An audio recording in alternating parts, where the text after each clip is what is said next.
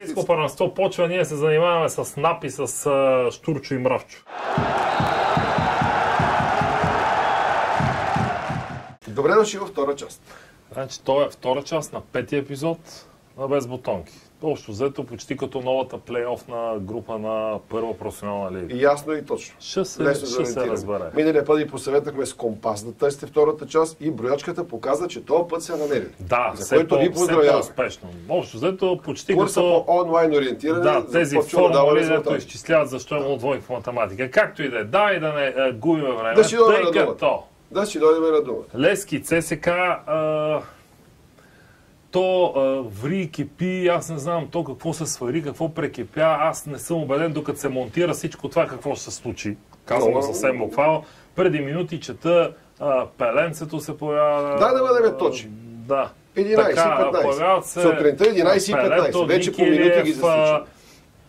Там тръста с нощи прави някакви смени, нови хора, нови членове на управата. Да кажем, че за разлика от ССК, който отказа да се оздравява, или поне не е ясно кой точно от ССК ще се оздравя, Левски започва своя оздравителен процес.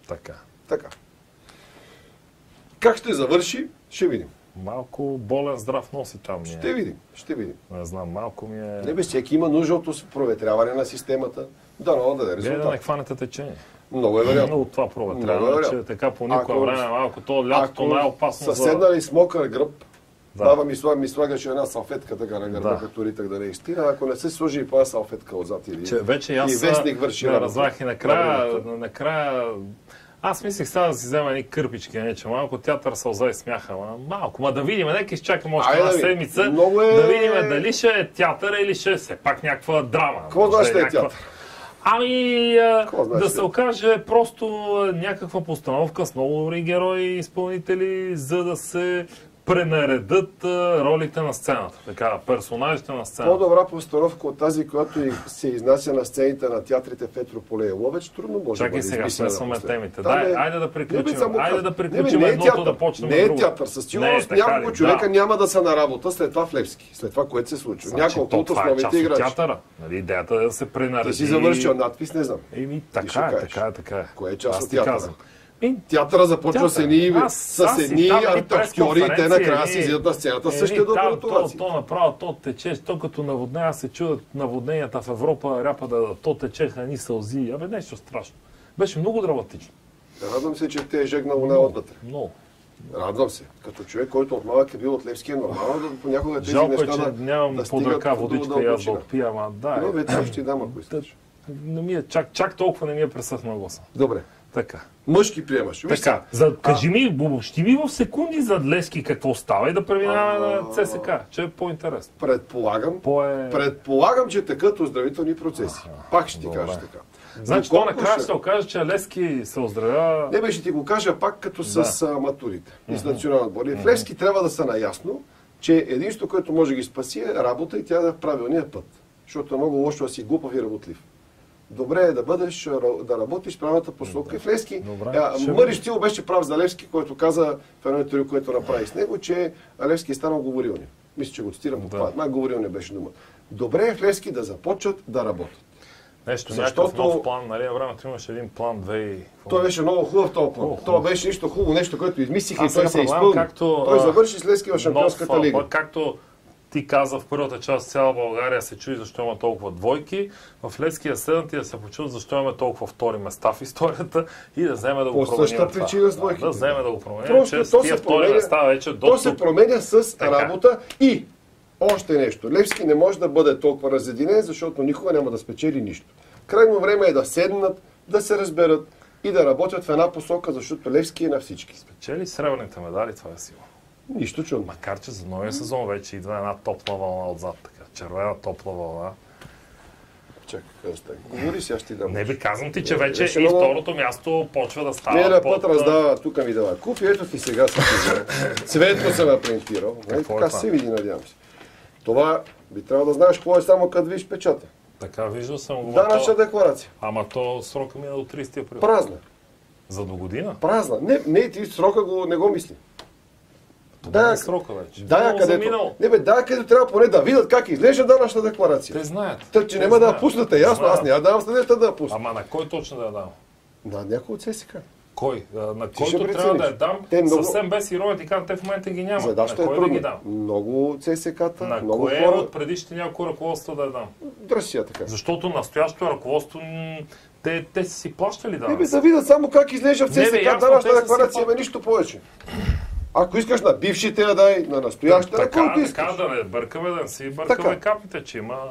Просто да си имате, да нещо не ти тече мисълта правилно. Много правилно ми тече, сега ще пусна. Ще пусна дай, за да може песничка, за да разбереш какво се случва с ССК и другите.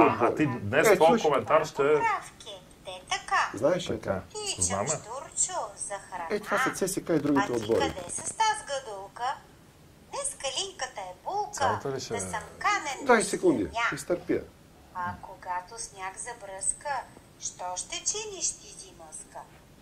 Срам, не срам, ще поискам аз от твоето житце сбрано. Аз пък няма да ти дам, киди дърти мързела. Така. Това. Парафразирай сега, намести персонажите. Сложно ли беше? Малко ми е...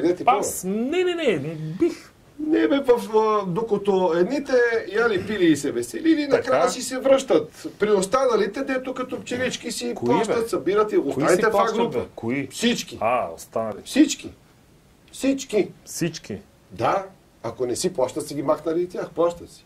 Значи, едните могат да си плащат, другите тумба-лумба толкова години и накрая, айде и ние. Затова, нали чу как завърши тази поучителна не ти отиваш точно на тебе, разбираш ли? Нека си не ти отива. Си плащам данъци всеки ден като поп. Като поп. Ти като защитник на синята футболна идея. Не, защо? Защото оставам с едно неприятно чувство, че в момента сме свидетели на един период, в който ще се окажат изненадеци още много дълго натрупани за бъдните поколения. Какво мога да ти кажа, ако искам да спекулирам в Левски? Че в Левски е нервно, и това не е далече от истината, защото Левски не взима трофеи няколко години. Що не ги взима? Защото парите, които има в спонсорите, си плащат. Казвам, ако искам да спекулирам. Много червени апологети биха казали така. Дори ти се подхилкваш на тази теория. Казвам, че ако искам да спекулирам, казах ти го преди малко си. Знаеш как ще мина сълзливо, да и ти се разплачеш. Вижте, защото така и така. Това е като обяснение, защо има толкова двойки в България, защото напоследък вали дъжд и духа вятър. Левски, плащате си на НАП, излизате ти по 400-500 хиляди. Бе, това са 2 леви, бека и 2 леви. Това не го плаща Левски. А кой? Това се плаща от спуснатите спонсори директно. Не се прави на 3. Спонсорите къде дават парите? Зверски ме нервират. Не казвам, че съвсем сериозно и ме преигравам. Не, съвсем. Къде дават спонсорите парите? На Левски или на НАП? Левски Горкички не бил взел трофеи, защото си плаща от данъците. Чакай, вие данъците почнахте да ги плащате от миналото лято. Така ли отговори ми? Така ли? Трофей от кога не сте взели? Както един първолак се е родил. Виждаш ли, познавам няколко червени апологети, които на мое място щяха да напишат тритомник на тази тема. Каквото искаш. Вие плащате от една година. Вие преди това имате натрупани данъци. 6 милиона. И вие кога ще плащате? Ето ние сега има да изплащате един цял сектор трябва да изплащате. Плащаме. Това на синът и внуците няма да го изплатят този сектор. Не бе, няма да плащаме. Ако решим, просто ще се обединиме. Не се децата ти, внуците ти, не знам. Внуците ги оставяме на мира да родени. Може да не са от Левски. Може. Сега се кълне, бе? Не. Да ти дойде зет от Левски. Значи, зверски ме нервира. Така ме радвам се. Най-лесно вижте, ако се натрупат много дългове, просто Левски че се обедини. Левски че се обедини. Защото си плащаме. Ако се натрупат още... Вие сте се обединявали, бе. С кой, бе? Ми на времето с Спартак, с Спартака, тия на времето на МВР, нещата ги още на БКП. Сега, ако Левски много закъса, че се обедини с Чепръчане, си направят общо дружество с малко Бучино и ще се върнат отново в Агропа. Поне подбра уместните примери, като за... Не може да се обединяваме с Коло, стига до Чавдар Ретрополе и Литекс Ловеч. Измисли някакъв финал, моля ти се, че ми разстрои това. Да виж ми на път, кой беше да Значи то бива значи то трябва да си нахално, не знам. Те нямали трофей от 2008 година. От колко бе? Това са 8 години, защото от 5 месеца си плащат данъците. От една година. От една година, които и 2 години се готвеха за това. Които са благодарение на приходите дошли от някакси не до там нерегламентирано появили се спонсори. Значи, моля ти се, дай да... Ще изгледаш записа. Ще изгледаш записа и ще видиш какво съм казал. Прекрати. Че ако искам да спекулирам, ще кажа това. Прекрати. Не съм го казал. Ти само ще досъща. Другия път аз ще донеса тук една приказка, една песенка. 10 минути говори, вече трябва да спираме. Штъркал шарен дългокрак, тя интересна, има вътре една пулка, ама за другия път. Ще видиш, Какво се случва, че ще видиш? Анонсирай. Няма. Само трейлър ми пусни, само трейлър. Няма да ти пусна трейлър. Хайде да видим до другия път. Да не Штъркал си сте, че Европейско първенство почва, ние се занимаваме с НАП и с Штурчо и Мравчо. Айде. Какво ще Штъркал беше? Давай, служи финал, поздрави. Защото има и патен стъпуват Бистрия поток. Айде, върнахме го на Сънчо тук. Айде, стига Сънчо. Стига, стана време за следобедно кафе. Ако ви е харесало това, което гледаме, другия път пак. Ако не ви е харесало, може да спреме след някой друг епизод. Вие ще кажете. Чао!